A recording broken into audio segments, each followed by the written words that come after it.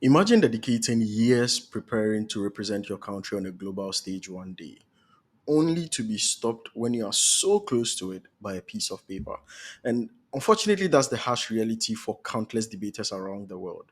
This year, at the World Universities Debating Championship, only two African teams from one country is participating. Why? The answer is as frustrating as it is simple: visas. And this isn't just an African problem, to be fair. Participants from Asia and other parts of the world are fighting the same uphill battle. But there is no doubt that Africans receive the shortest and almost non existent end of the stick. How did we get here? What needs to change? And most importantly, how do we ensure that the world in WUDC actually includes all of the world? Stick with me. This is a conversation we can't afford to ignore anymore, and I'll be waiting to hear your thoughts, your ideas, and comments in the comment section. I'd actually love to do a follow up episode after I read all your thoughts and ideas, and I'll be able to synthesize them and put them together as probably a document that can be shared with the entire community to try and drive change that is sustainable.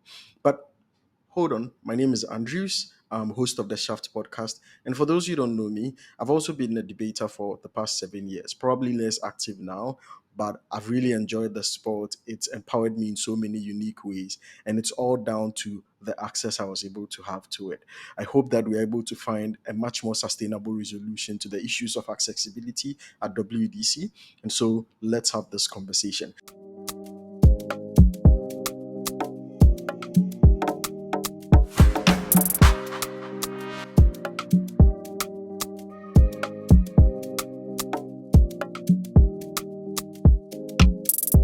Now, before we delve into the main discussions, I want to give four crucial disclaimers.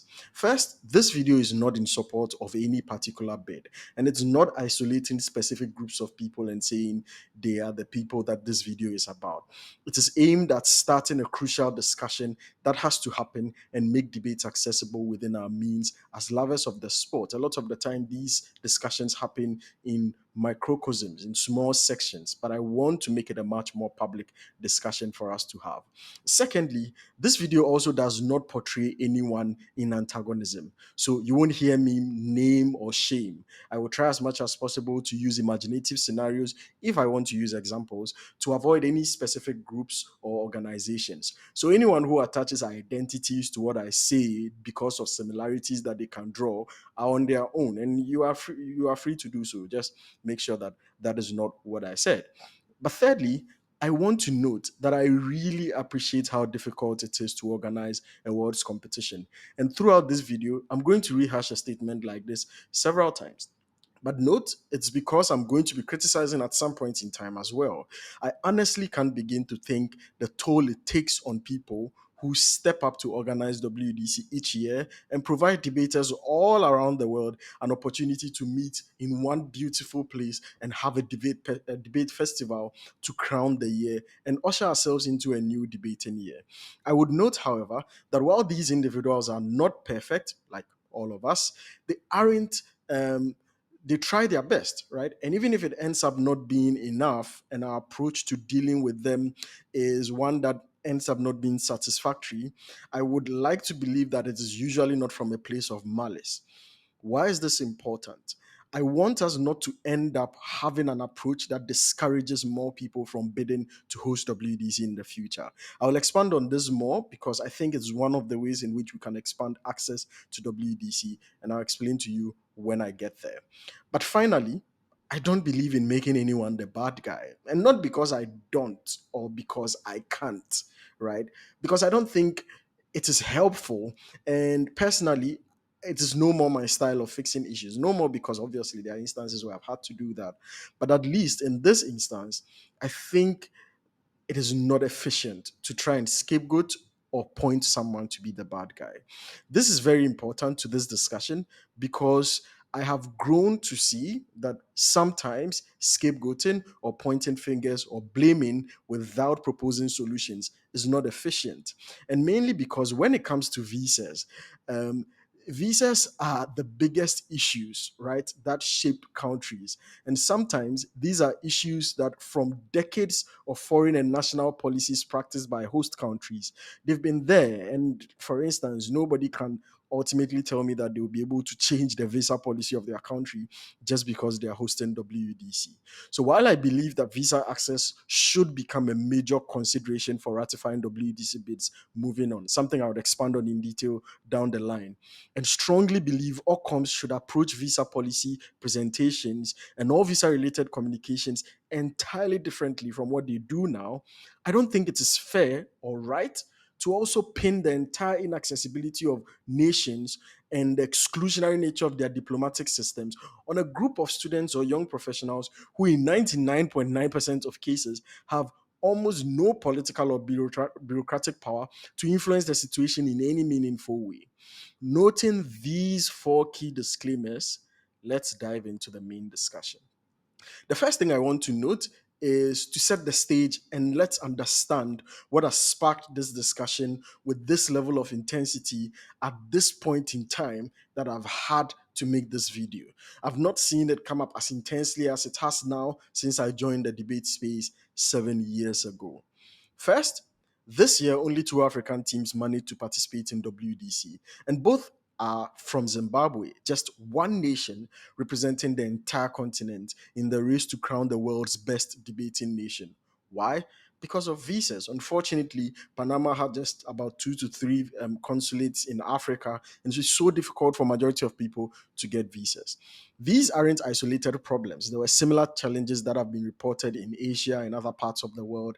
And as a debating community, even though we as Africans will be the ones shouting the loudest because we are the most affected by this, it's a deep struggle and a fracture that we have to brainstorm and fix to improve the systems of access within our world. Because the broader impact is really extensive and profound. In fact, whole regions are excluded in this case. The competition loses its global credibility, and we are left with a skewed representation of talent. How can we call this a true world championship when it is really locking out several numbers of people who are eager to compete? The unfortunate part is that everyone is scared of speaking about it because they fear being punished by the rest of the debating world for being activists that speak about these issues. In fact, I risk all the hatred I could get from both sides or from various groups of people from doing this video. I think it is fair that I speak up because it might be me next time. Despite this feeling or threat whatsoever, I am going ahead with this for three main reasons. One, because at some point, we just have to. And shout outs to Ma, Macharia, Nulutando, Buemo, Prosper, Yafa, and other Africans who have spent their hard earned political capital and risk being hated just to speak about some of these issues of access. I would also note that maybe I think we can approach things in slightly different forms, but I really pay respect to some of the efforts that you are putting in. I'm also doing this because I trust that within the larger debate community, there are lots and lots of genuinely good people and incredible people, many of whom are friends with several African debaters who will be willing to listen and act in good faith to help improve the sport that brought us all together in the first place. But finally, because what kind of debater will I be if I can speak and spend 7 years of my life debating about access in all other sports in the world, from football to gaming to Formula One, etc., but I can't take time to constructively discuss those same issues when they show up in the very sport that taught me to debate to begin with. So, knowing these and knowing the skepticisms that are out there and the fear that people face to speak up in some of these scenarios, why am I still doing this? So the question is, why has this issue become so hyper important to address? And why, despite all the risks, I've still chosen to do this? Let's unravel everything. And I believe we would get to what is wrong and how to correct it to begin with. So there are four core issues that I've observed during the current bidding processes that I've seen go on. And I think these are the key issues that, from my perspective, affect visa access specifically for African participants. Let's dig into them. The first one is visa accessibility not being prioritized at the point of bidding. And don't get me wrong, I'm not saying bids don't have visa sections, they do.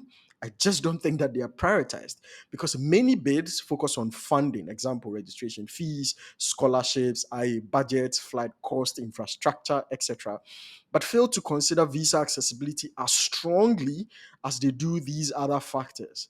So, listen, don't be disingenuous and say my comment is that you are not considering visa access. I'm saying the strength with which you consider these, I don't think as strong as you consider other factors. By this, I mean that no one will object to a bid if it is situated in an inaccessible country as strongly as they would, for instance, if they had infrastructure issues, scholarship issues, or high budget concerns with that bid. But all these measures we have come up with, like scholarships to ensure that Africans and participants from other less privileged parts of the world are able to attend and participate in the WDC, do almost nothing to create access if visas are inaccessible, right? For this first reason, I think visa accessibility should be one of the most important considerations of every bid, and organizing teams should prioritize going into accurate detail. And I'll expand on this in a bit. Accurate detail about the visa requirements to access their bids, and what exactly those requirements would look like. I mean, accurate detail down to the letter. Second concern or second issue that I've identified is uncontested bids that dominate the WDC space. And this, obviously, right from the top of it, is because hosting WDC is a whole lot of work and a whole lot of stress.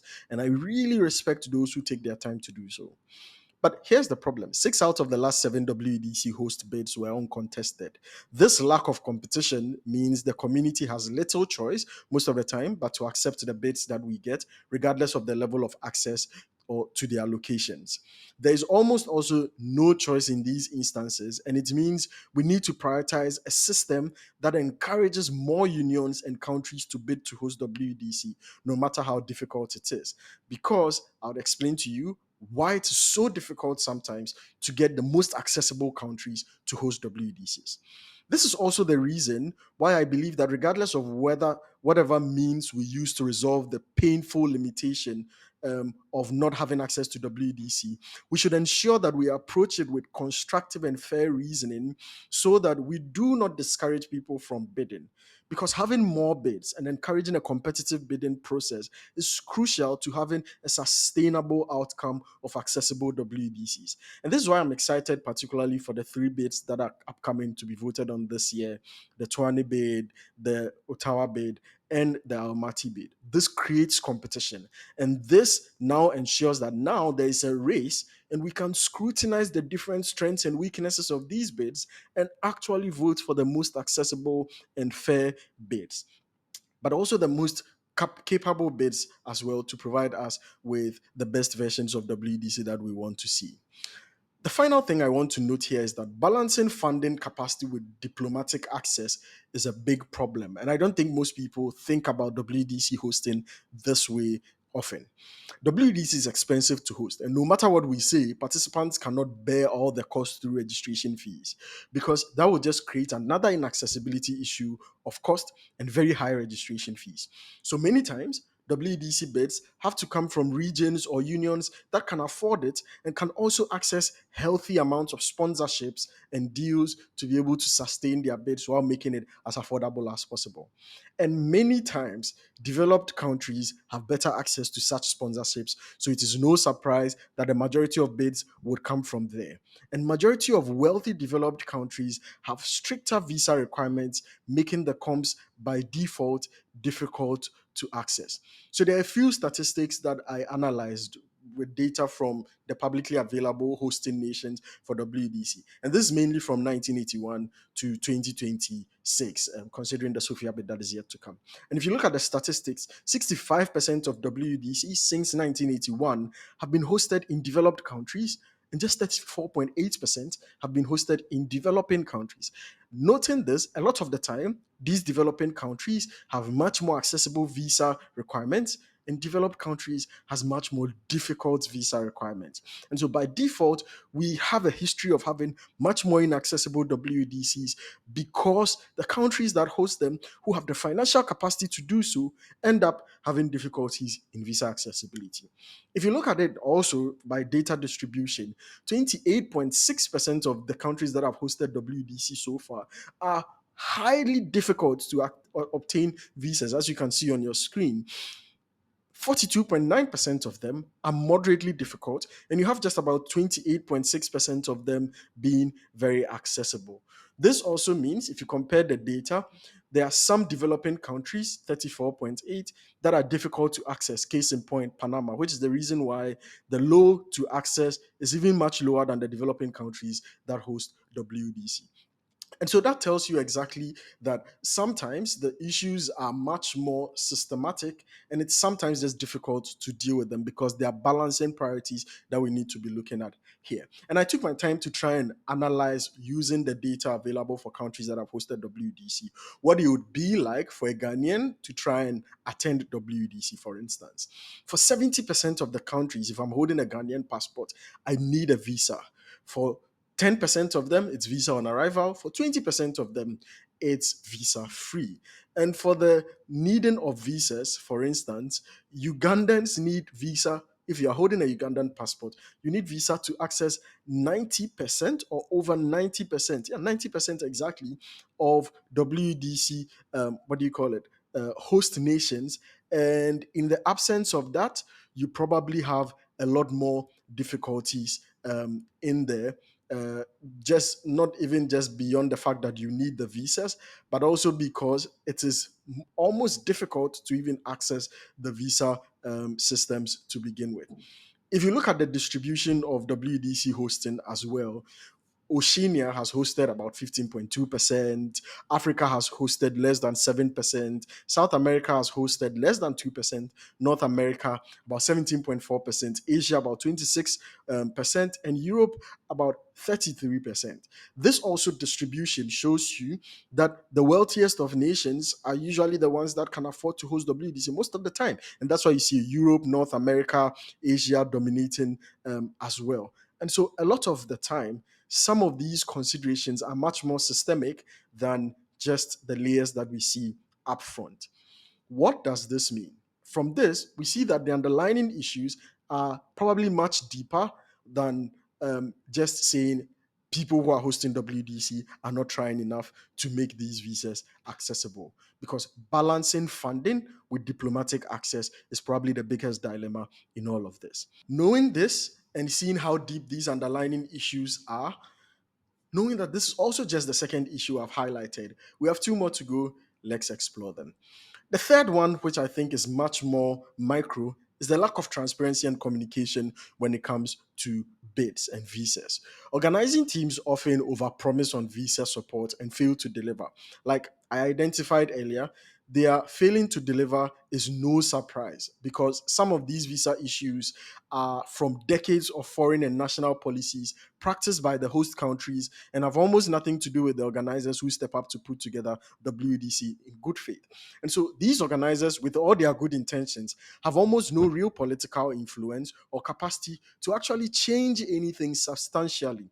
This might be sad, but it's also the grim reality. And so we need to accept it and deal with it. Because just think about it. If your union today decided to host WDC now, do you by any means have the political capital of making your country's visa policies friendlier than they already are? Most likely not. Is that also meaning that people from naturally difficult to access places should not host WDCs? Maybe not, right? Because if they love and they have the passion for it, and especially if they're the only countries putting forward the bid to host it, we probably would go ahead to do it. So, knowing this, here's my problem with organizing teams then. They overpromise a lot. In their bid to make the bids attractive and sound, they publish visa documents promising things and actions that are sometimes too difficult to pull off and just unbelievable. right? Some even just repeat the publicly available process and call it visa policy. And I think, first of all, that tag itself is problematic. The tag of a visa policy is problematic. WDC organization teams do not have the power to determine a visa policy. At best, what you can call it is a visa guide, and make it categorically clear to all participants that OCOM, in most instances, cannot assist beyond providing an official invitation letter in addition to guidance and clarity on the process. Because you are not the one determining the policy. You are just repeating the policy that your country's diplomatic systems have put up. I think that wording alone sends a false signal or even a wrong signal. And I don't think this is intentional, but in some ways, it still benefits the organizing teams because it makes them appear comprehensive, but it also creates a false sense of dependency on the part of participants. Because currently, the big promises and overhyping of visa policy documents leaves participants dependent on OCOM for so many things, and in the end, stranded without proper guidance and understanding of what exactly was up to them to fulfill and what exactly was up to organizing teams to fulfill. So, OCOMs, this is an appeal to you. Please be simple and straightforward. We know that you are not superhuman to overhaul visa policies of your countries. So stop appearing to promise special visa treatments beyond the standard requirements of your countries. Hear me on this. If you eventually think that you are working some deals on the background, I think it is better you keep those deals quiet until they are fully in place for you to own up in later on and say, look, we know that visas were said to be your responsibility. Now we've secured some lines of assistance. Don't make visa access dependent on you because they almost always backfire. And that hurts the integrity of the organizing teams and harms the integrity of the competition. Because look, if participants know that visas are up to them and they struggle and do not get in, the worst thing we will do is lash out at the system, lash out at the unfairness of our locations and the unfairness of diplomatic systems.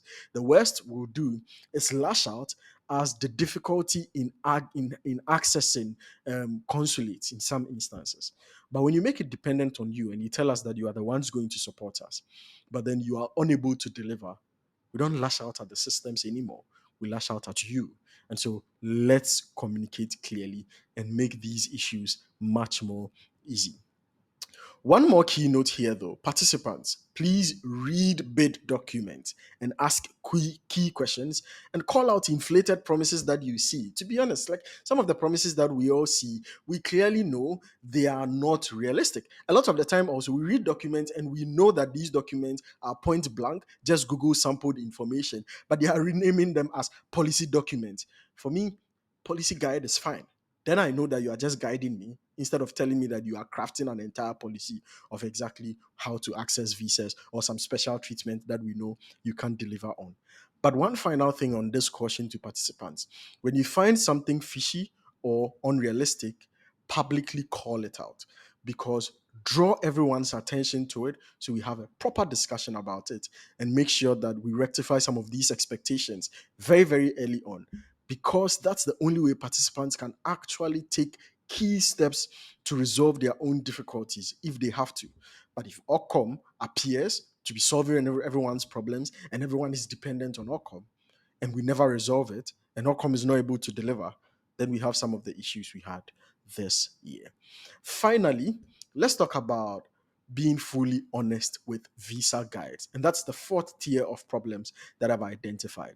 Because of the political nature of the bidding process, especially when there are competitors involved, and even when there are no competitors involved, right? Organizing committees sometimes under-inform in their visa documents. It's either that, which they would probably have deliberately done, or they genuinely are also ignorant of the visa process, since they might have never had to engage with it because they might be natives of that country or might be from neighboring countries with visa free access. Because visa processes can be so complex, and so simplifying the process can make it appear straightforward to facilitate the acceptance of your bid.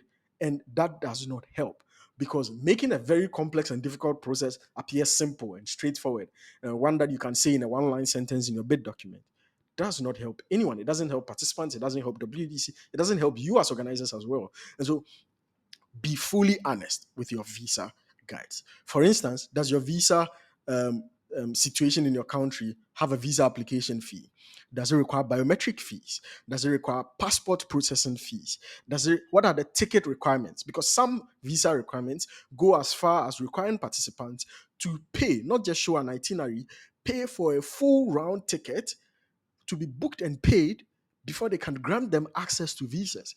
And obviously, for WDC, for such circumstances, it's almost impossible for a lot of low income countries, participants from low income countries, to afford to do that. Because why would they, and especially when those countries are specifically the countries, especially like African countries, have higher rejection rates from countries with such complicated visa processes, why would we pump thousands of dollars that would struggle to have to buy round tickets and eventually not be granted the visa, right? Because then those tickets never come to fruition anyway. And so, what are the ticket requirements of those visas, of your visa processes?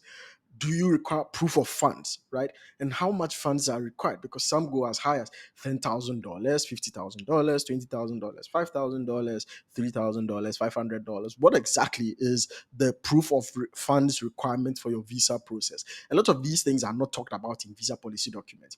Even if it has none, please categorically state that it has none. So state, for instance, that there is no booked ticket requirement for this visa. There is no proof of fund requirement for this visa. Or if there's proof of fund requirement, this is the level of proof of funds required. Okay, so that we know that and make these things available during the bid submission, not after a bid has been ratified, not after you've won, not after it's 2 years, or not after it's, why did I say 2 years? Not after it's 1 year or few months or 8 months to the competition, when people need to start saving for huge sums of money, especially for visa requirements, visa processes that require proof of funds. But also, what are your embassy locations? I know a lot of these documents that I read go like, yeah, we have 300 embassies, or we have 25 embassies, or we have 700 embassies. State the locations and the countries the embassies are in. Put in a lot of effort. Be diligent with your visa documents. Please let us know. And if you know that there are countries from previous WDCs who attended whom you have no consulates or embassy locations, highlight it for such countries to know and try give them the closest locations. Guys, let's help the participants, empower them to take the steps that they need to resolve situations and not reduce and not take up those burdens and appear to overpromise or underinform in most instances. And a lot of people would say, yeah, participants can go to Google and do these things on their own. I perfectly agree. Participants can do so. But we all also know that sometimes it's just difficult to find the right information out there. And so maybe coming from Ocom has a lot more credibility, and they probably have consulted local agencies in their countries to try and find the accurate processes. So I just want to flag this out there that participants should do so on their own, but also organizing teams, please do better and be fully honest with your visa requirements.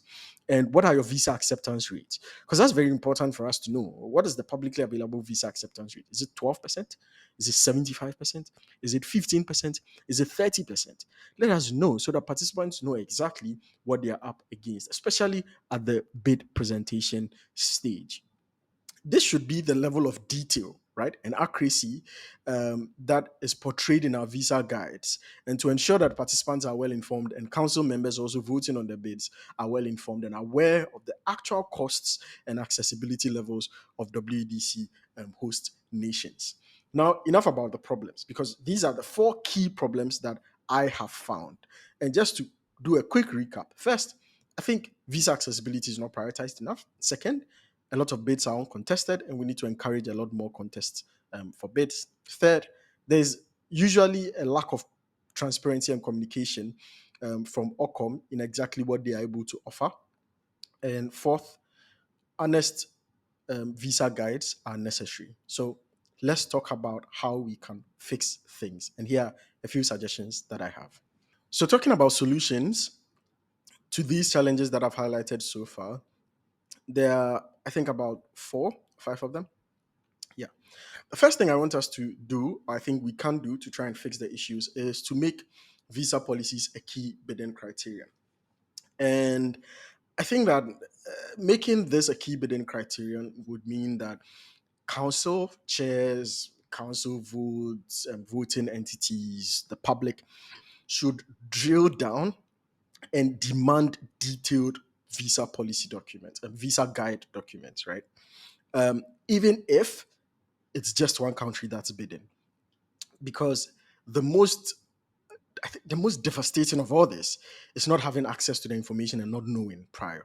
And so I think we need to make this. And this also means that outcomes be fully honest and prioritize pushing detailed visa um, processes out there during the bidding process for all of us to see. I hope that the organizers of the those who are presenting the current bids for votes might not have the opportunity to do this, but I hope that future bids would be able to take this and do this. And I also hope that the council will try and reform some of the requirements for bids to be ratified and make this a much more key requirement. Maybe the easiest way to do is for council to probably generate a visa requirement template that, regardless of the level of detail that organizing teams put there, there are certain key things that they need to answer in visa documents that should be made uh, easily followable for participants. I don't know whether followable is even a word, but there you go. Debaters making up words along the way. The second thing then is that we should encourage more contested bids and encourage people to bid more.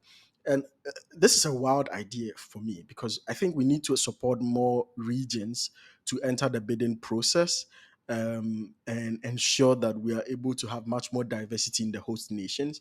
I think internally, by making it more competitive, people drive much more dialogue about it and the competitive advantages of the bids. But also because then that helps much more low income locations or by rivers, visa accessible locations, even if they have funding challenges, to be able to come up with a strategy to try and host well. And in doing this, I think we need to have a long-term funding solution by council. This is just a wild idea. You guys can suggest your own ideas in the chat, in the comment section. I'll definitely review them and put them together as a document and make it available. But for instance, my idea is maybe for the next 5 years, and this is a wild idea, but for the next 5 years, we decide to say, look, for every WDC participant, we add what, $5 or $10 to their registration fee. It's a bitter pill to swallow. But what we do is that $10 goes into a statutory funding. So organizers, for every number of participants that attended, multiplied by $10, you hand it over to council, and council sets up an account and puts it in as a statutory fund, right? Now, what happens is that for the next 5 years, you would have the money being put into a statutory fund. And after 5 years, that becomes a fund, and that policy would continue, right? But we'll do it for the next 5 years before the second aspect of the policy kicks in. The second aspect of the policy is that from that 5 year onwards, while we on one side require that amount from all all WDC outcomes, what we then do also is that we set aside an amount of money to support WDC outcomes, right? From a council point of view. So maybe council says, I have this set amount to support every organization team, whether it is what, maybe $5,000 or $2,000 or $10,000 or $20,000 or $30,000 or whichever amount that we think is fair. And I think at least in the long term, this amount could be increased. And given that the fund keeps on growing, it could potentially be empowering. And what this could do is that you would have eventually a funding capacity that would provide a financial support base for organizing teams, such that even when people are from low income but visa accessible countries, they can have the confidence to walk forward and come and host WDs and come and make a bid, because they know that even if they struggle to secure funding back home in terms of sponsorship deals, relying on registration fees and statutory funding from WDC and whatever deals that they are able to scrap and put together, they would be able to execute it. Right. And I think that would create some huge leverage in terms of support and trying to level the playing field. Because if you look at the statistics of having over 65% of WDCs hosted in developed countries, which are typically visa inaccessible, it's alarming. And I think we need to take some steps internally. Look, The truth is, all of us would love to change and overhaul visa systems, especially me, because I'm African. I hold a green passport, typically, as we say in Africa. If you hold a green passport, like everywhere, people are skeptical and all that, and you would want to feel empowered and all that. But I think that knowing that it's almost impossible within our means to change any diplomatic systems of our countries, what we can start doing is try and find ways, innovative ways to resolve them internally. So I want to actually hear your ideas on some of these things. Tell me, share in the comment section. What do you think? What can we do? What can we do to encourage more bids? What can we do to make visas much more accessible? How do we resolve some of these situations? Okay. um and I think that would help. I don't know, like if you look at this funding idea, for instance, there are a lot of brilliant economists and finance experts and all that. Put them together, they are trustworthy people amongst us. Put them together, let them, what do you call it, take this statutory funding, what, invest it wisely, get some dividends on it. What exactly are we going to do? But I think we need to brainstorm beyond just complaining about the issue. Okay. I've done my fair share of complaining today as well. Anyway, the final thing also is to improve transparency. Like I said, we should demand a lot more. And for this one, I know council can do it. Demand a lot more of WDC bids that are coming in. Be much more specific of exactly what requirements they should be clear on when it comes to visas. And all of us as participants and the public, we should be vocal and public about some of these things. So it's been a fun conversation, really. Not fun in the sense of enjoyable, but fun in the sense of taking my time to think through and craft this discussion and make sure that we are able to drive a healthy dialogue around this. In wrapping up this episode, here are some key questions that I have for you. And maybe you can let me know your answers to these questions as well. But does the lack of representation hurt WDC's credibility? Absolutely, yes. In my opinion, it does. Can you truly call it a world championship when the entire regions are excluded, or when entire regions are excluded, or almost not present? Not really. I don't think you can. And I think we owe it to ourselves and the community and the empowering nature of debate to make it primarily accessible. And what does this say about the debating community's priorities as of now, if we are not really taking active steps and being innovative about resolving these issues?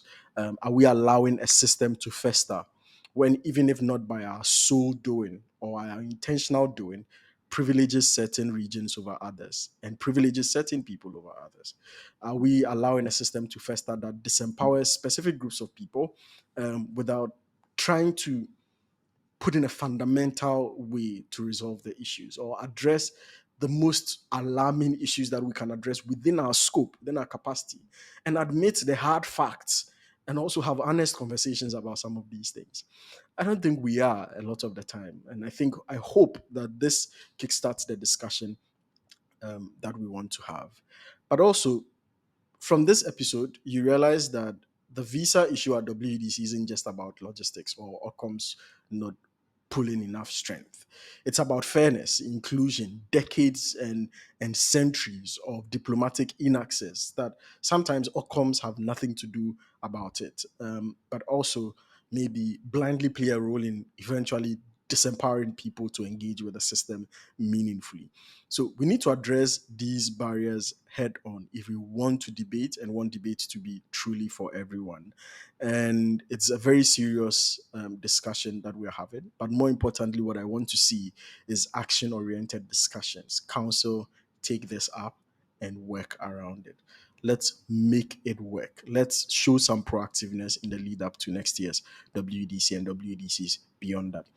Thank you for listening to this episode of the Shaft podcast. As I said, my name is Andrews. For those who know me, thank you so much for joining to listen to this episode. For those who don't know me, who are listening to me for the first time, I hope all of you, together with those who know me and have not subscribed yet, subscribe to the Shaft podcast. We obviously don't talk a lot about debate specific things because some of these discussions don't come up a lot. But what we do is to discuss important issues on climate, issues on political activism, globally relevant issues. And you check the Shaft Conversations, which is a playlist on the podcast, and you'd see that there are enjoyable conversations there that you can really listen and get some cool ideas. Also, we've had some really interesting interviews with debaters from Africa, the best debaters from Africa, all across the world as well. Check those ones out. Also in the Shaft Conversations, Africa's Elite is also a playlist that's there, and you'd really, really enjoy it. Leave a like, leave a follow, subscribe, click the bell, and this discussion would happen, and I would make sure we do a review on it. And let's keep the conversation going until we create the inclusion that we want. Thank you so much. All love from this side, and I hope to see you at WUDC next year.